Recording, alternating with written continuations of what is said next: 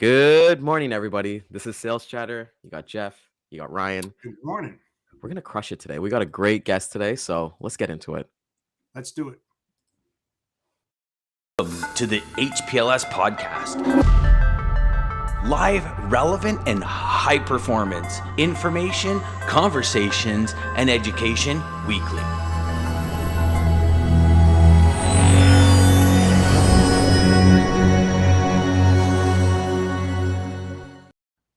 There we go. We got Lisa back, number one. She's back for the spot, you know. Always number one, because I'm I not told on you, the outside looking in. Exactly. I told you, Jeff, she said October, October, new goals, new me. She's like, you know what? I'm going to get the number one spot again. Good morning to my good friend, Rob. Happy to see you here this morning. Hey, Rob. Jeff, today is something that I'm really looking forward to. It's we've been having some amazing talks and everything like that. And what better to kind of get somebody on the side that we're trying to talk to, right, Jeff? Yeah. What do you kind of think? Oh, yeah, absolutely. There's nothing better than hearing it directly from the horse's mouth as to what should be done and what should not be done in order to gain the attention of a prospect, for sure. 100%. So this morning we've got the amazing John Brewer, the director of distribution and logistics at CKE Restaurants. They're basically a private company out of Franklin, Tennessee, and they own, I think it was like over 3,800 different franchise and restaurants across North America itself. And for those like myself in Canada, we wish we had these companies, but they are definitely the owners of Carl's Jr.'s and Hardee's as well. So I want to welcome welcome John this morning. This morning on Sales Chatter. Good morning, John. How you doing? Morning, guys. How's it going? Good. How are you doing? I'm hanging in for a Tuesday, man. There you go. That's all you can do, right? That's it. That's awesome. So, I think everybody was kind of get into this, chopping this bit, looking at this episode. John, how's things been going on in your world? You're kind of seeing like, hey, you're gearing up for the rest of the end of the year. I know that you got different things kind of going on, but we always kind of see it's like, what is it? Unorganized chaos, right? So how's kind of been everything on your side? That's a daily. We're right there with everybody else. I mean, we're not immune to the factors out there. I mean, obviously, inflation, fuel, the crisis over in Europe impacting us, and now we're into the heart of hurricane season. So we were dealing with Hurricane Ian over the weekend. Luckily, very minor damage to our restaurants, as well as nobody got hurt. So that's awesome. That's good. And then as of yesterday, all our restaurants were back online with the exception of one. So we're having to deal with that season. It's something I deal with every year, but overall, everybody's just kind of in a holding pattern from what I can see. And there's a lot of things out there that can impact the supply chains, regardless of what you do. But everything's just kind of sitting kind of at a standstill. It's kind of surreal, if you will. How do you plan for disruptions, John? When you have restaurants that are in, pretty much a war zone and they're closing down, they have inventory that gets destroyed, let's just say, water damage, whatever. How do you respond to something like that with all your 38 restaurants out there? I don't know how many you have down in the Florida area, but I'm just curious. We have a few things. Number one, we have a great distribution partner. They've been working with us on the Hardee's side for over 35 years. This is not their first rodeo when it comes to hurricanes. They have a pretty good process. We also have a weather alert type software package called Early Alert. It really helps us out. It tells us, which of our restaurants are in the path of the storm and possibly impacted, and it goes coast to coast. So they'll notify us, of wildfires in the West Coast or snow in the Rockies or whatever, and it allows us to have that visibility and to be able to work. And then also internally, we built kind of a disaster relief team with multiple departments, and we'll have a cadence of daily calls, and we'll give updates from every respective department so that we're all working together as a team and passing information back and forth. So we really, over the last 5 years, we've really kind of fine-tuned it, and this past weekend it worked like a champ. So it's great. So what do you do like when you have an impending storm that's going to hit your area where your restaurant is? Do you pull inventory out of there to try to save it? What's the process on something like that? It really depends. Sometimes restaurants will take food to other restaurants, to keep it in the coolers and the freezers. We try to, obviously, if the power goes out for an extended period of time, we have to discard all that food, and Sure. then we have to resupply very quickly, so that we're able to serve our customers as soon as that store comes back online. So it's if it's just one day or so, we keep the coolers shut and the food is okay. But we also we're very cognizant of food safety and security.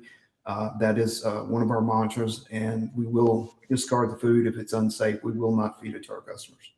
So you're pretty much on JIT when those things happen, right? Absolutely, 100%. Yeah. That's good to know. And usually, what kind of time frame do you have on something like that? Like when you know that a storm's going to hit directly one of your restaurants, and you do move your inventory, how much time in advance do you do that kind of move to get them to the right coolers to save that food? It really depends. The biggest challenge we have is waiting for that storm to hit landfall, because you don't know where it's going to go. Right. If there's something once that thing hits landfall and we have a better idea of where it's going to be, then we have some time. Depending on what it is and how fast it's moving. Ian was moving really slow. It hit real hard, but it was moving across the states real slow. So we typically don't move a lot of food. We typically try to wait it out, and then, like I said, if we get to the point that food's no longer safe, then we pitch it and resupply. Awesome. It's great to mention here. And Lisa actually kind of brings up a question here for you, John, is, hey, are you expediting more shipments during these times? So I would say maybe like even like prior to Ian or anything like that, like maybe like during for the rest of the quarter, I assume. We expedite in these storm type situations, these natural disasters when necessary. Right around the beginning of COVID, when they really disrupted the supply chain, and a lot of manufacturers were having trouble not only getting staff to produce products, but also getting trucks to move them to our distribution centers. We would have to expedite a lot of product, because basically the route trucks would leave and they had to leave on time. And if those items weren't in the facility at the time the train left the station, then we were in an expedited position. We kind of went upstream, did some proactive measures with our suppliers and with our distributors, and we were able to minimize that expedited service. We still use it on occasion when we need to, because obviously we don't want to be out of any products for our customers. We want to serve them, the best burgers and fries out there, and you got to have them in the house if you want to sell them. So on those, because you probably, or they. Just did he freeze there? I think it's freezing a bit here.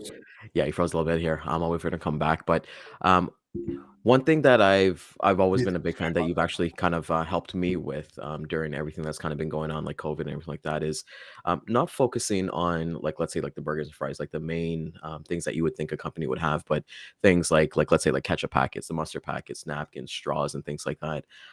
Those were where the supply disruptions were happening. Like even I go to McDonald's the other day, like they still are starting to keep up. Like only one sweet and sour sauce for your nuggets or something like that. How have you kind of seen those I want to say those stock replenish itself? Has it kind of got back to normal where you guys are not having disruptions, or you're kind of seeing that kind of being felt as a ripple effect?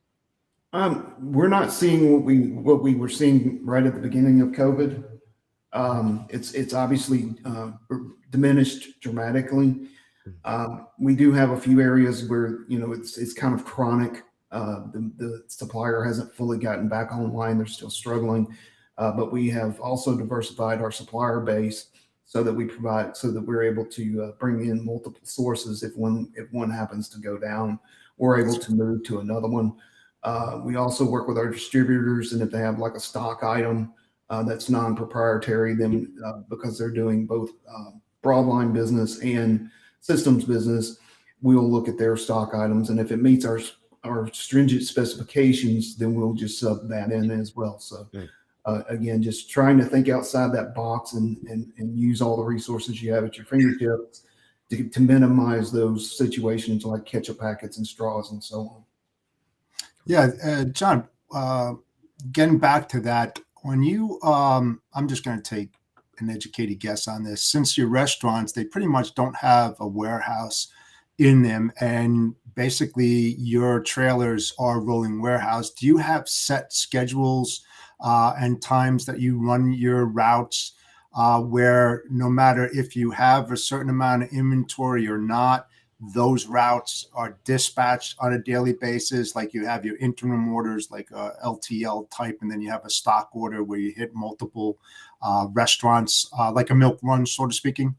Yes, all of our runs are milk runs, and they run on a set schedule. We have delivery windows set at every restaurant so that they have to plan their labor to be there to Yep. put the food away, and we make sure we have a 2-hour delivery window that they're fully aware of, and they schedule accordingly. So yeah. Gotcha. And they roll out multiple times a week, right? Pretty much. Absolutely. There you go. Yeah, Okay. I would say half of our network gets twice a week deliveries, and half of our network gets once a week deliveries. So we're kind of here. Awesome. Like even my like young days when I worked at McDonald's, I remember like we'd be waiting for the Martin Brower trucks, right? And they'd be coming like once a week, and we didn't want to be on the Brower shift. That means that you got to be in the freezer and you got to be in the dry section as well. But I know everyone kind of is like tuned in this morning. They kind of know like definitely your shipper. I'll just flat out ask you, and it's a pretty broad question, but what makes a good carrier or even a broker on your end? What are the kind of things that not necessarily that you look for, but things that you kind of expect with your existing partners that you kind of have?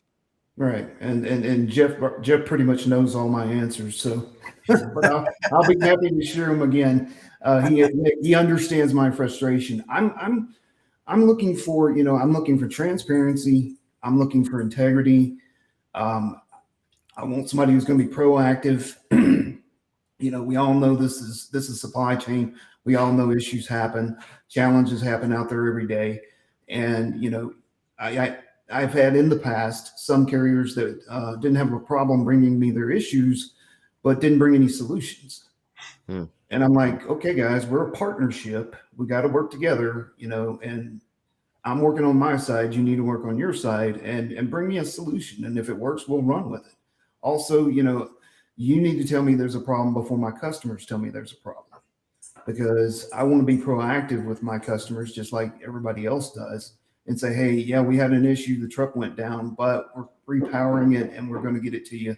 We're looking at a slight delay, but you'll still get it today, and give them that information so that they can plan accordingly, because nobody wants surprises. Especially in supply chain. You've got so many people depending on the next, the leg ahead of them to do their job. So if there's any kind of ripple in the pond or any wave out there, you need to let them know. And like I said, the carriers who let me know if there's an issue and bring me a solution that they're already working on, those are the ones that are the best. Yep. And definitely collaboration, because, well, John, how I work, it's a two-way street.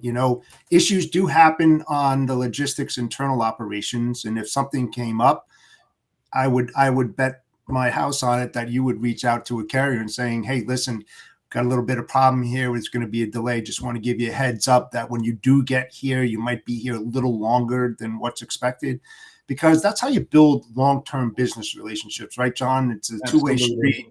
And, you have just as many problems as the carriers, conversing, collaborating, talking day to day or weekly, just updates, what's new, what's happening is so important in the long-term business relationship. And I keep on preaching that all the time. And that's how I try to help out other brokers that are out there. Not to say that I'm expert, because I am not a sales guy. I say it over and over again. I always look at the inside out rather than the outside in, because I understand logistics. And so that's the way that I try to help out, people that are entering the field, to try to understand, what happens on John's side of the business, and I tell everybody that, go visit a DC, don't go visit John. He's too busy, but go into a warehouse and understand the mechanisms. You're not going to learn it overnight, because it's just not going to happen, but it gives you a better perspective. If you want, go for a ride in the truck too.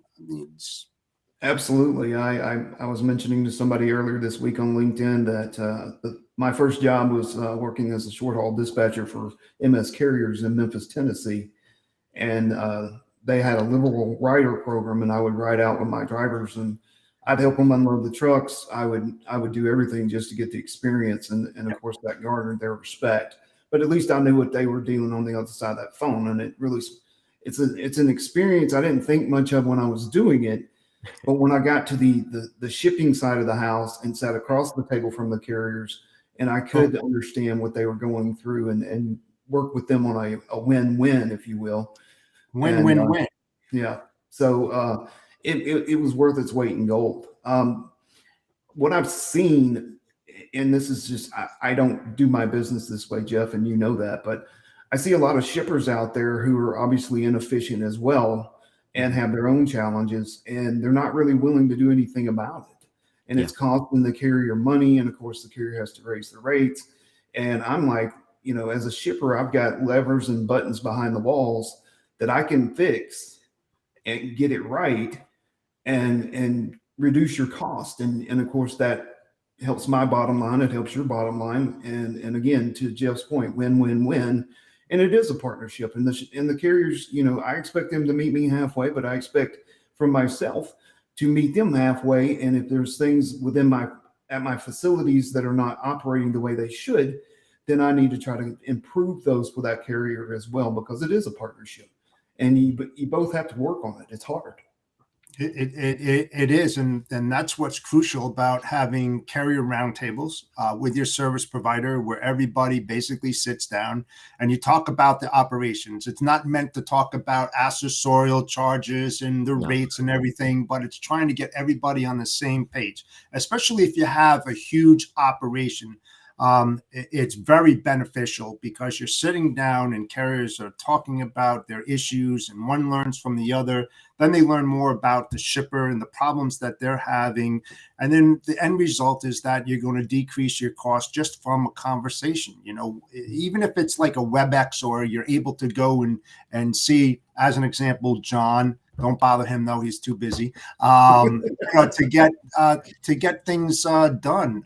Don't be afraid to say no. Good working relationship is an honest one, and it's Yeah. all backed by integrity. And if Absolutely. you have to learn to agree to disagree, that's what really good relationships are built on. And once you have that trust, things start working like magic. They will, and they'll work with you. You'll become a preferred carrier. They will become a preferred shipper, and you'll last a long time. But when you don't discuss these pertinent issues and problems on both sides of the fence, you are going to run into problems in the short term, not the long term, but in the short term. You must identify them coming out of the gate.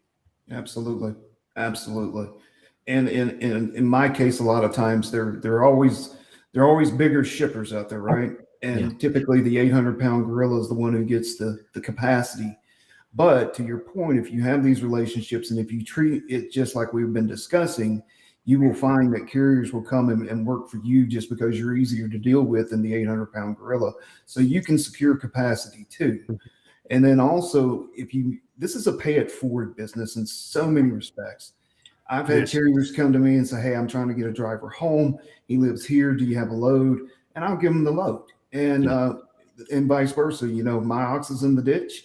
I call him up and say, "Hey, man, anything Right. you can do for me, I'd deeply appreciate it." So it's give and take, but you need to pay it forward. You need to have those markers kind of put out there so that Yes. because your ox is going to get in the ditch from time to time, it's inevitable.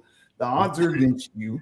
So you need to help your partners out so that when the time comes, they come help you out. Yeah, it's a give and take kind of thing. And Lisa kind of brings up a question here that I would imagine that you have very long-term relationships with your transport providers. So when you're approached by new people, do you give them opportunity? I know we're talking a little bit offline about this, about being pitch slapped, but in terms of It's things like that. But what are your kind of thoughts on that, John? In terms of, hey, new it's people. it's Great just like question. it's just like Jeff said. This is a relational business. I will go to my grave saying this is a relational business. And it's how you approach people. I do give carriers opportunities. I give new carriers opportunities, but I want to establish the relationship with them first. Yeah. And understand what type of individual they are, because I want to know what their character is. Because if their character is good, if they're doing what they're supposed to be doing, if they're honest, if they're open, if they're transparent, then yeah, it's worth a shot. Because at the end of the day, my reputation is on the line. Yes. My company, regardless of who I work for, my company has hired me to do a job, and that job is to service our end customers. And if I pick up a fly-by-night carrier, or I pick up a carrier who just pitch slaps people and they drop the ball, that's a reflection on me. And the last thing in the world I want is my leadership doubting my ability to take care of our customers. Yeah. So I built this relationship over a lot of years, and I didn't do it just picking the fly-by-night guy or the cheapest guy for that matter. Right. So, right. So just so people are not watching, I'm sorry, people are watching right now and they don't understand what a pitch slap is. Can you just kind of go into what exactly a pitch slap is? I know it. I'm going to enjoy this one. I've been guilty of doing it early in my career. So let's just hear from you, John. What is it? Hear from the horse's mouth. Yeah. It's a slang term that's evolved. I didn't create it, but I like it. Basically, you ask for business before you ever get to know the person, and it can be on any medium. One of my all-time favorites is when they send you a LinkedIn invite and the pitch is right there in the invite. They don't know you, they don't know anything about your business. They probably haven't done a lot of homework. To Jeff's point, me and him are big homework guys because it was drilled into us as in our elementary and high school days and college days. It's really lazy, to be honest with you. It's just, I'm just doing this to check a box, and hoping, we also say spray and pray, where they'll throw out a lot of emails and hope that somebody asked them for a load. So you got to do your homework. To Jeff's point, I'm 100% believing in that. With all the social media out there, it isn't hard to figure out what somebody does for a living or what their company does, or you can even determine a little bit about their personality just by what they're posting out on social media. You'll probably notice from me that I don't take myself very seriously on social media. So no, wait, what? No, I do a little uptight there. So there's little things, and it's I tell people because I have younger kids. I call them kids again. That's what happens when you get old. You call everybody kids. They'll reach out to me, and it's how you approach me. Have some humility, have some respect. My time is valuable. Everybody's time is valuable. And if you're trying to learn the business, send me a DM saying, "Hey, look, man, I'm brand new. I've been in this industry 1 or 2 years. I really just want to get good at what I'm doing. Would you have a few minutes to talk to me and kind of give me your perspective?" Something like that. I'm wide open to education. I'm 100%. I'm willing to give back. I was lucky enough in my career to have 2 mentors. I'm mentor to a few people out here. I enjoy it. It's part of my, on the back half of my career, it's something that I do. And as we mentioned before the show, if I can help somebody with their cold calls to make a better cold call, then I've done what I'm supposed to do. Yep. Yeah. And John, to get back to, you're talking about not just the respect, but how you come across to others, your bosses. Are you capable, or are you experienced? It goes both ways. Not just your reputation yourself is on the line, but how about the reputation of the individual that's reaching out to you, right? When you think about that, if you're good at what you do and you do your background checks, you get your knowledge bank full about that prospect and you do a good job, there's a high likelihood that John may say something to other shippers because, look, he's part of the Tennessee Traffic Club. He's going to be engaging with other people that are there, and they're going to, hey, you know what? I talked to this guy, Ryan Muhammad, man. What a great guy. He didn't come across as a typical sales guy. He didn't talk about freight. He wanted to know more about my business and my background. And we were congruent. That's the kind of things that you want in a relationship. it's not just about your reputation, John, but it's the reputation of the people that are calling you. So do your homework, do your background checks. If you knock it out of the park, you're not going to have to work that hard, because John is going to tell one person, that person's going to do it. I hardly ever make calls. It's all homegrown, because I try to knock it out of the park. And then I got one of my ex-bosses is working for me now. That's great, right? And now another ex-boss opened up a door, and he'll say something good about me to another person, and that's how my business is growing. It's the reputation. You don't have to work hard. You have to work smart, but do your homework, man. Really, just do your homework. Absolutely. I refer brokers and carriers all the time. Shippers will say, "Hey, I've got a pain point here. Can you help me out?" I'll say, "Yep." And I've got a guy that his company started out handling beer, wine, and spirits, and somebody was looking to transport alcohol. I hooked him up. I said, "This guy is the guy." I mean, they literally built the company on handling beer, wine, and spirits. He's going to be able to take care of you. And I gladly referred him. And to your point, word of mouth spreads. It can spread good or it can spread bad. Really bad. It's going to spread. So the other thing, and this is another lazy thing, circling back to pitch slapping for a minute. When people reach out to me and they say, "Well, what are your problem lanes?" I'm like, "Well, you want me to do all the work for you?" I mean, you gotta have some compassion. I like to think, I worry about a lot of things. Okay. In my job, in my business, we talked about hurricanes. I worry about hurricane season, worry about inflation, and some of these things will keep you up at night, And so one of the things I told the kids that I was mentoring over in Knoxville that we were talking about earlier before the show is, why don't you ask him what keeps him up at night? What are you worried about? And start there and see if there's a fit with your organization or your company that can maybe make that go away. Yeah.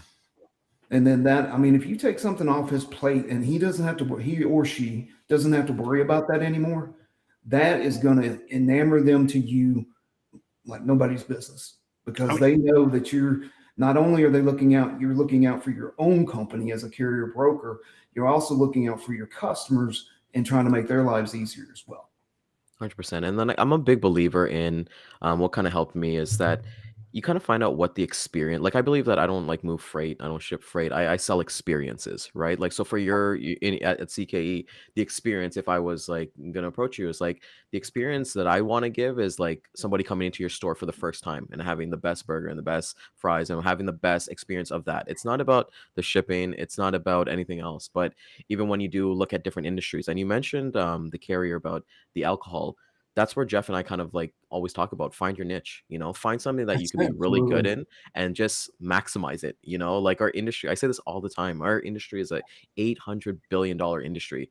We can all eat, so we don't all have to go, like you said, the 800-pound gorilla is like, hey, that's fine and dandy, but find your niche and the universe will find its way to repay you in good ways. Well, and touching on something Jeff mentioned earlier, my carrier partners, my broker partners, if there's a lane that I have that there is not their niche, they can tell me no, and I tell them flat out. I said, I would rather you tell me no than take it and screw it up, and that doesn't impact their level of business with me as we move down the road. I mean, I may be at a different company and it's a better fit. I may, I've got like my supply chain right now. Just because you don't want to go to Dallas doesn't mean you don't want to go to Florida. And that'll come up as well. So, and I tell them, I said, if you turn me down, that's not going to impact me offering you another opportunity. Mm-hmm. And you know what, I think as like a broker too, like we kind of get stuck on that, like, hey, they gave us this opportunity and like we're gonna say no, but it works out better for you. Like Jeff can attain to that, just know what you're doing, like you don't want to kind of go into something, a lane that you can't service, and then you screw up, and then you got to call John at like 5 o'clock, 4:59 on a Friday, saying that, hey, that truck broke down, so we've all been there and done that. A lot of sales reps, and I'll go back several years ago, used to come in and they used to say, oh, you got a lane going to the Upper Peninsula in Wisconsin? Oh, we'll take that. Oh, really? You want to take that? What's your OR on that? Oh, it's about 114. So you say you're complementing the account. How is that possible when you have an operating ratio of 114? You're basically now taking the OR on the good stuff, and now you're raising that because you're taking a bad lane. No, I'm not going to give you that. If I'm good at what I do, I'm going to find that niche carrier to do that specific lane because it's going to benefit me more than giving it to you to do, to complement, if you want to call that, the account. Don't do that kind of stuff. And if you're a good transportation guy, transportation procurement guy, don't give it to them. You think it's just because it's control. It's the ease of doing business. No, it's costing you money. No matter which way you look at it, it will cost you money. So, it has to be both ways. One, on the operations side, no, don't even offer that to your sales guy. And then as a sales guy, don't even offer to take it. Walk away from that because it destroys the main reason why you're doing business with that company. It will destroy it because there's a high probability, like John said, you're going to fail in that lane. And then, there's a really good saying, and John knows this too, you're only as good as the last shipment that you handle. You could do 1 billion shipments and knock it out of the park. You have that one. Guess which one they're going to remember? That one. That's it. And, and that's why you have to be on top of your game. And you have to, every day is a new day with the same customer. You treat it as such. You don't say, oh, no worries. I've been doing business with them for about 3 years. It's going to work like clockwork. No, wrong. You have to have your finger on the pulse with that customer and work it every single day like they just came on board and they're a new customer. That's the way you handle a customer. Yeah. I mean, that's what we're doing. I mean, we're out there every day earning our customers' business. So I expect my partners to do the same. Only way to do it, John. Yeah, that's the best way. So, John, I just want to say thank you so much for joining us this morning. It's always a Appreciate you pleasure. guys having me. Yeah, no, it's awesome. Thanks, John. To give that Appreciate it. insight, and I know a lot of people will definitely get value from this. Thanks everybody for watching. Leave your comments and your questions. We will be live again we'll hit the replay again at 12 p.m. Eastern time and 3 p.m. Eastern time on YouTube, Facebook, and LinkedIn. Tomorrow's And data John, day with you. John, one thing. Listen, if you get slammed by emails and phone calls, I had absolutely nothing to do with it. No, it was all Jeff. Jeff made a post this morning saying, "Hey, hit up John for nothing, brother." But if you get pitch slapped, let us. You know what? If you get pitch slapped, send us the actual message, and we'll put it in our video tomorrow and shake it. Yeah, and then John will go, "I'll never do that podcast again." Exactly. From there. So, like we said, I want to thank everybody. It's been a pleasure. Data day tomorrow with Dean. John, I know you mentioned off the air that there's a little bit of a mixer going on tonight. You want to give a little bit of info on that? That's right. Sure. Yeah. I'm part of the Nashville Transportation Club. Our primary focus is to provide scholarships to supply chain students in the local area, and we raise money by doing that. Tonight's thing is a happy hour here in Nashville. It's a networking session. It's very non-salesy. It's just people building those relationships that we've been talking about through this whole show.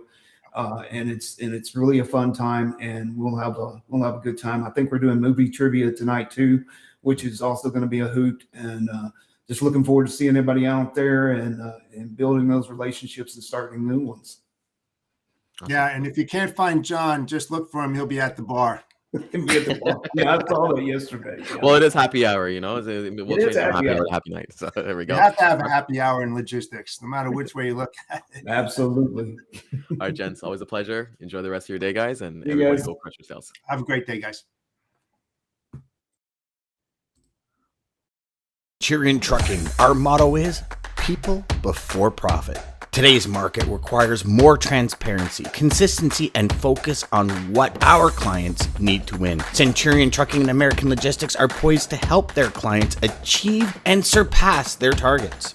If you're looking for a team that honors your needs, dreams, and aspirations, then get a hold of Daman at American Logistics or Centurion Trucking and start designing your career today.